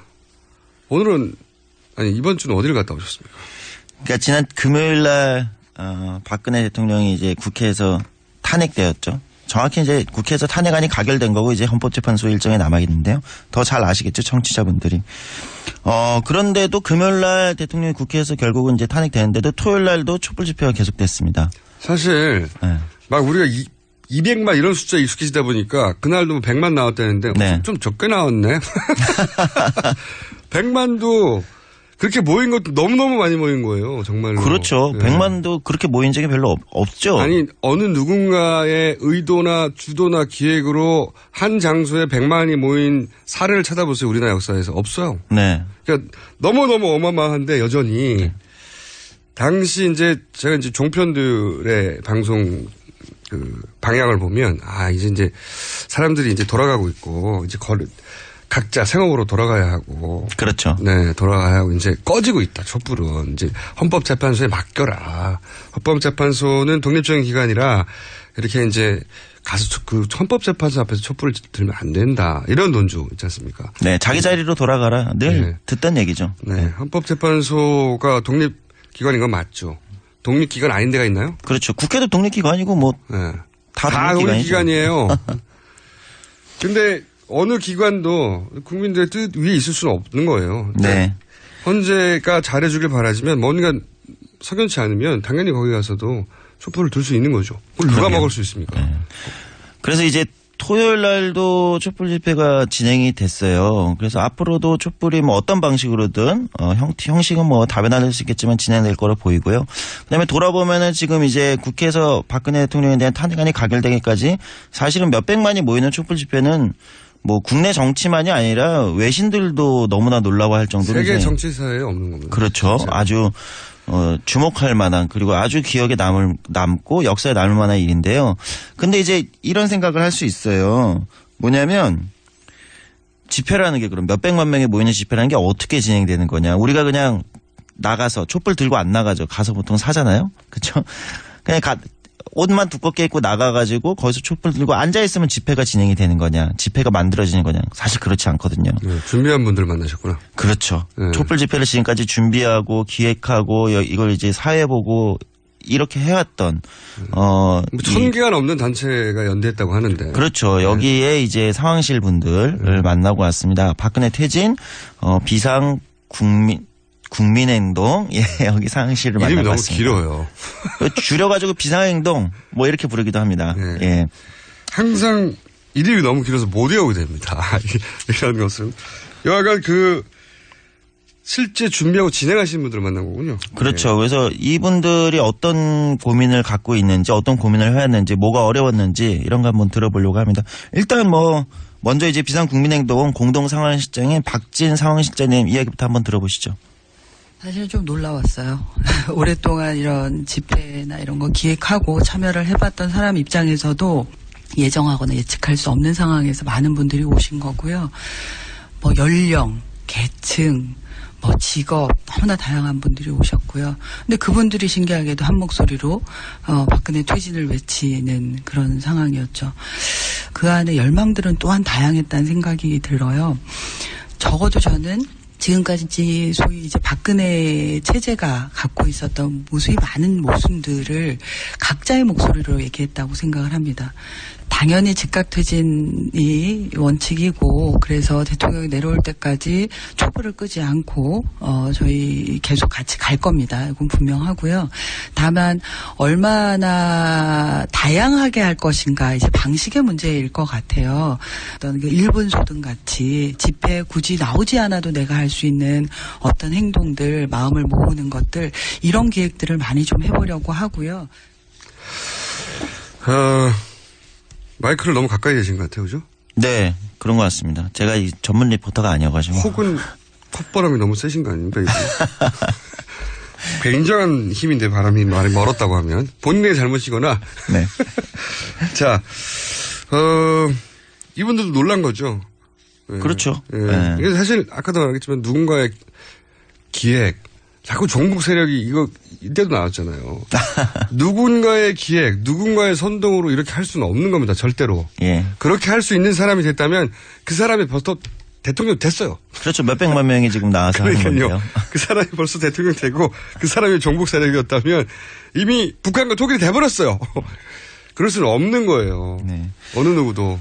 어쨌든 뭐 얘기 들어보시면 아시겠지만은 이제부터 계속 촛불은 계속 진행된다는 얘기고요. 물론 이제 그 고민하듯이 이제 더 많은 시민들의 참여, 그러니까 이제 광장에서 직접 나와서 촛불 드는 건 아니어도 뭐 우리가 진행해봤죠. 이제 1분 소등 같은 거 있잖아요. 그러니까 자기 자리에서도 뭔가 촛불에 참여할 수 있는 더 많은 시민의 참여를 좀 고민해보겠다 이런 생각 말씀들을 많이 하셨어요. 저는 또 어떤 걱정이 들었냐면 저도 지난 주말에 갔었거든요. 지난 주말에 가고 집회 규모가 작아지더라도 앞으로 올 겨울은 잠깐이라도 와서 봐야 되겠구나 생각을 한 현장을 봐야 알 수 있는 게 있을까. 그런 생각을 했어요. 이게 이제 어쨌든 헌재로 넘어가서 헌재는 긴 호흡으로 갈 수밖에 없단 말이죠. 주 단위가 아니라. 그렇죠. 적어도 1월 말. 네, 그 다음은 3개월에서 3월. 뭐 네. 4, 5개월. 네. 이 3개월 내내 한겨울에 주말에 다 나오라고 하는 건 이게 어려운 일이에요. 그런데 이게 어떤 비밀을 줄 수 있냐면 이제 내가 충분히 참여했고 의사 표현을 했고 관심은 가지겠지만 나도 이제 일상들이 있으니까 주말 좀 쉬어야 되겠다 하는 분들이 많을 수 있어요. 네, 그럼요. 그럼 요 틈을 타가지고 촛불을 꺼졌다거나 민심이 바뀌었다거나 아니면은 이걸 여기서 힘을 얻어서 뒤집어 보겠다고 하는 세력들한테 용기를 준다거나 이럴 수 있단 말이죠. 충분히 그럴 가능성이 있다고 봐야죠. 그래왔죠. 네. 네. 저는 오히려 개인적인 생각이지만 그리고 이건 제 마음대로 안 되는 일이지만 이 행동, 비상행동들이 차라리 나를 선언하는 거, 예를 들어 12월 말일 혹은 뭐 1월 첫 주 언제에 다시 모이자. 우리가 큰 성과를 이뤄냈고 이제 돌아가셨다가 그때 다시 모이자. 혹 그 전에 어떤 이상한 징후가 있다면 그때 다시 모이자. 이렇게 날짜를 선언하고 이렇게 좀 쉬셔도 될 것 같은데 계속 달리면요. 하는 사람도 지치고 참여하는 사람도 지치고 거꾸로 빈리도 될 수 있거든요. 네. 200만에서 100만 줄었다고 벌써 줄었다고 하는 거 보세요. 100만이 얼마나 많은 사람인데도 그러니까 이거는 그런 고민이 좀 필요하지 않겠나 생각합니다. 그 뭐 고민들을 들어보니까요. 여기 이제 비상행동에 뭐 다양한 의견들이 안에도 있겠죠. 뭐 계속해서 이제 촛불을 들어야 된다는 의견에서부터. 근데 어쨌든 공통점은 광장에 이제 몇백만씩 뭐 모이는 이거에만 너무 집중하지 말고 더 다양한 방식으로 시민들이 토론하고 예를 들면 참여하고 할 수 있는 형식을 좀 다양하게 하자. 그러니까 이분들이 예전에 그 집회들이 사실은 시간이 지날수록 당연하게도 동력이 좀 떨어지고 네. 사람 숫자가 줄어들면 자연스럽게 반격의 기회를 제공하고 그 주장에 반대하는 사람들에게 이게 사라져버린 게 오랜 집회의 역사거든요. 네. 이번에는 거기서 좀 교훈을 얻자는 거죠. 이게 계속 하시는 분들은 그런 우려가 있어요. 내가 안 하면 우리가 안 하면 오히려 잊혀질 거다. 아, 예. 네. 이번에는 그렇지 않다는 거죠. 그렇죠. 절대 아니에요. 왜냐면은 뭐 시기가 남아 있어요. 뭐 헌재 판결도 그렇죠. 있고요. 예. 뒤에 방점들을 찍을 게 몇 가지 더 남았기 때문에. 그렇죠. 그런 걱정 안 하셔도 된다라고 좀 가서 말 좀 해주세요. 네, 나오기 싫어도 나오시게 될 겁니다. 왜냐면 주말에 좀 너무 피곤해요. 어쨌든 좀 휴가를 주세요. 네. 어쨌든 촛불 집회 이제 보시면서 뭐 이제 이거는 이제 소위 말하는 굉장히 이제 편향된 어떤 언론이 뭐 얘기하는 것만이 아닌데 예를 들면 이렇게 몇백만씩 모이는 집회 하려면 뭐가 제일 힘든 거냐. 네. 그리고 어떤 고민이 있는 거냐. 또는 뭐 굉장히 편향된 언론들은 이런 얘기도 하잖아요. 그 집회 운영하는 돈 어디서 났냐. 옛날 아니 뭐 누가 사줬어요. 그렇죠. 그래서 이제 근데 이제 그 언론의 이야기만이 아니더라도 진짜 궁금하긴 해요. 이렇게 거대한 집회를 그럼 어떻게 운영하고 준비하는지, 그 재정은 어떻게 되는지 한번 이야기를 들어봤습니다. 예, 박진 상하실장님 이 재정 관련된 이야기 한번 들어보시죠. 저희가 행사할 때마다 그 모금을 돌리잖아요. 그 모금 장소에서 많게는 2억 넘게 모이고요. 적게는 이제 몇 천만 원이 모이는데 그 모이는 것으로 사실은 지금 모두 행사를 유지해요. 근데 보셨겠지만 음향, 무대, 뭐 LED 이게 한 번 행사에 사실은 몇 억짜리 행사거든요. 집회가 크면 사람들이 들어갈 수가 없어요. 자원봉사자들이 그 대열 안으로 들어가서 이제 모금을 해야 되는데 그럴 때 덜 모이는 거죠. 아이러니하게도. 그래서 뭐 그런 어려움이 있지만 기본적으로 시민 여러분들이 스스로 만드는 행사다. 이게 원칙인 거죠. 그렇군요. 이 행사는 모금으로 철저히 운영한다. 사실 이걸 누가 됩니까? 그렇죠. 네. 이 단체들요. 돈 없어요. 대단히 영세해요. 단체들 다 영세하고 이분들이 이 돈을 댈 수가 없거든요. 근데 거기 장비도 보면 장난 아니거든요. 그렇죠. 그 이제 실비 수준으로 그분들이 또 일종의 재능 기부를 하시는 거죠. 네. 실비 수준으로 하는 그렇다 것도. 하더라도 그분들도 손해를 보고 매주 내볼 수는 없기 때문에 그렇죠. 실비는 커버가 돼야 되는데 그거를 이제 현장에서 모금해서. 네, 재밌는 거는 근데 사람이 너무 빡빡하게 많이 모이면 모금함을 들고 들어갈 길이 없는 거예요. 가운데 쪽으로는. 그러면 이제 오히려 덜 모인다는 거죠. 그래서 모금이. 집회하는 분들이 모금줄을 만들어야 돼요. 네. 한 줄을 비워서 들어가서. 그게 굉장히 중요합니다. 저도 이게 대형 집회를 해본 적이 있는데 사람이 많이 모이면 이걸 걷기가 어려워요. 못 들어가가지고 그 안에. 아이러니하게도. 네, 그런 역설이 발생하는 거예요. 적당히 와야지. 근데 어떻게 적당히 오라고 합니까? 그러니까요. 자기들이 뭐를 써야죠. 네. 저기 드론 같은 거 띄워서. 그렇죠. 추천 단식이니까 드론으로 바구니에다가 달아서. 꼭 그 얘기 좀 해주세요. 저희 피곤하거든요. 참여했던 사람들. 네. 거기에 청소년들 뭐 안 그럴지 모르겠도 40대, 50대, 60대 많아요. 피곤해요. 좀 일정을 듬성듬성 잡아서. 왜냐하면 1월달 오고 3월달 또 해야 될 거 아닙니까? 헌재 판결이나 혹은 정치권의 행동을 보고. 네. 제가 하여튼 뭐 상황실에 한번 전달하도록 하겠습니다. 의견을. 걱정하지 말라고. 네. 혹시 촛불 집회 한두 주 안 나온다고 해서 사고라들지 않는다고 이번엔 절대로. 네. 어쨌든 이 외국의 그 유명한 방송사가 한국의 아주 질서정연한 이 그 촛불 집회 동영상을 페이스북에 올렸는데 그 밑에 외국인들, 미국 사람들인데 댓글을 달았어요. 아니 이렇게 열맞추고 질서정연하고 평화로운 집회는 뒤에 정부가 있지 않는 한 시민들의 자발적으로는 이렇게 될 수가 없다. 영어로 댓글 달았더라고요. 왜냐면은. 박근혜 정부가 박근혜 탄핵하라고 그렇죠. 시민들을 동원한 거예요? 왜냐면 보통 그런 외국에서는 그런 맞아요, 집회들은 맞아요. 굉장히 이제 질서라기보다는 자유롭게 진행되는데 이건 너무 질서정연하잖아요. 이해가 안 가겠죠. 네. 저희도 이게 항상 이랬던 건 아니에요. 그렇죠. 근데 이번에는 온 국민이 단합을 한 거죠. 네. 그래서 제 생각에는 이 모두 사태 끝난 다음에 반드시 최순실 씨 동상을 어딘가에 세워서 기억하도록 해야 돼요. 예, 어쨌든 촛불 집회 준비하면서 가장 걱정했던 게 뭐냐라고 물어봤어요. 그러니까 안전이라는 답변이 나왔습니다. 사람이 워낙 많으니까. 예, 공동상활자 민주노총의 대협실장 맡고 있는 박병우 민주노총 대협실장님 이야기 들어보시죠. 안전사고에 대한 우려가 집회 시작할 때보다 끝날 때까지 가장 큽니다. 실제로 처음 80만이 움집을 했을 때 그때 한번 세종문화회관 계단에서 갑자기 이 심장마비처럼 이렇게 한 환자가 발생을 했다고 연락을 받았고 제가 이제 상황을 총괄하는 입장에서는 그 무대를 바로 네, 이래서 119에 계신 분이 뛰어나와서 해결했다. 안전 문제 가장 걱정됐다. 그 이후로는 이제 안전사고가 몇백만 명씩 모였는데도 한 번도 일어나지 않았죠. 그것도 놀라운 일이에요. 알겠습니다. 오늘은 여기까지 해야 될 것 같습니다. 네. 그리고 저희한테 좀 휴가를 달라고 꼭 전해주시고 지금까지 조성주 소장이었고요. 저희도 여기서 끝이 납니다. 네, 내일 다시 뵙겠습니다. 김어준이었습니다. 안녕. Don't want a lot for Christmas.